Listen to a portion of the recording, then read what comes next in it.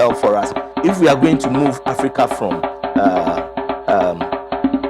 poverty. The next thing is that we need to halt capital flight. We need to halt capital flight. You see, have you heard of the Opium War before? Do you know that the West, Britain, went to war with China because during around the 19 around my year may not be right, so permit me. So, but it was around 1914 to 26. Britain was sending wax print and finished goods to China, and the Chinese were not interested in buying it, but the British were interested in Chinese goods. And so gold and silver was moving towards only one direction, because when the British bring their goods, the Chinese will not buy it. But when the Chinese bring their goods, the British were buying it. So the gold was just going one direction. And the British sat there and said, no, the trade must not go like that. The gold must return. And so they decided that what else will we give the Chinese? Then they observed that the Chinese have addiction for opium, cocaine, raw material for cocaine production. The British went and planted opium, cocaine, by force, brought it to China that they should smoke it. When the Chinese refused, they took them to war. Oh yes, you will be shocked. That's history. You can Google the Opium War. 2 times we have the 2 great Opium War. 150,000 people were killed because the emperor refused them from smoking. The British said, you will smoke by force. He said, you will smoke.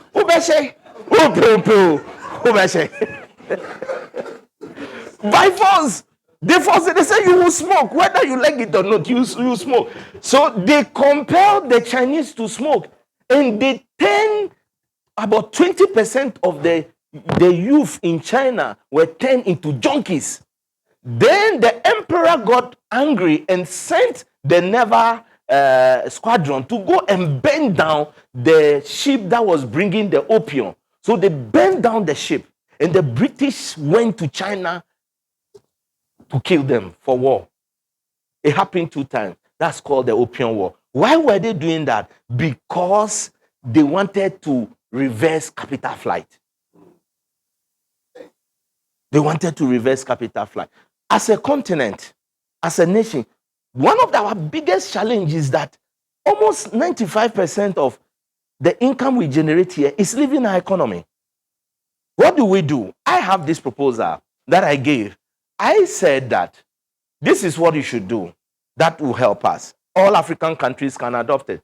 We have signed a lot of treaties and contracts. That makes it difficult for us to put quota on imports, especially like poultry. Ghana cannot put quota on it beyond a certain level because some of the loans we took, the condition was that we will allow poultry to come into Ghana from some of the country without taxes.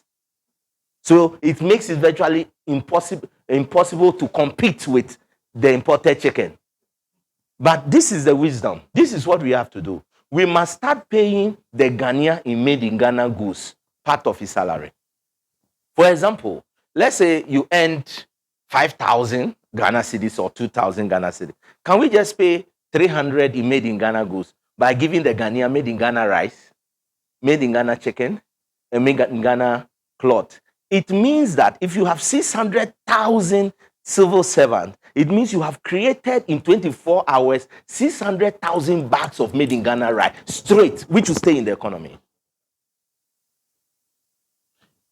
If you take, for example, chicken, imagine every Ghanaian, and you remember Vaco used to do that.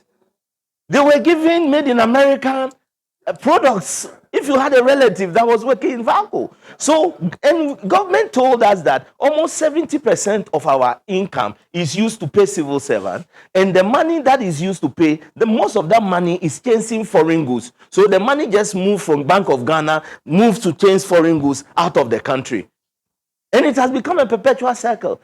If you do what I'm saying, so imagine at the end of the month, you give 1 carton to every civil servant, 1 carton of chicken. It means that the local farmer, 1 carton times 600,000 Ghanaian workers. What happens to your local industry? You have not put any tax. You've not breached any international law, but you have beat the system. You've been able to what do we call it? Protect 600,000 every month. Which bank won't give the farmer loan? The packaging company that is producing the packaging for the chicken, what happens to it? The transportation industry. You would jumpstart your economy.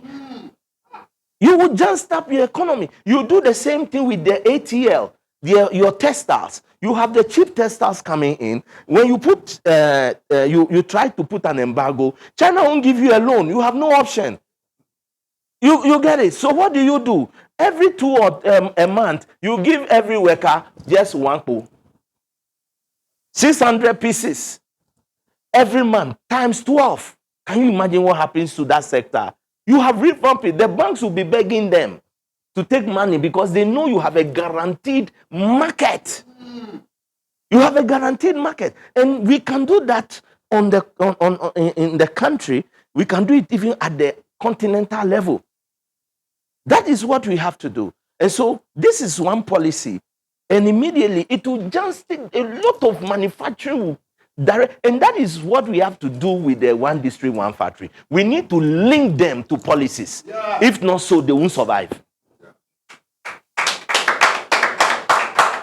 If not so, they won't survive. We've seen it before.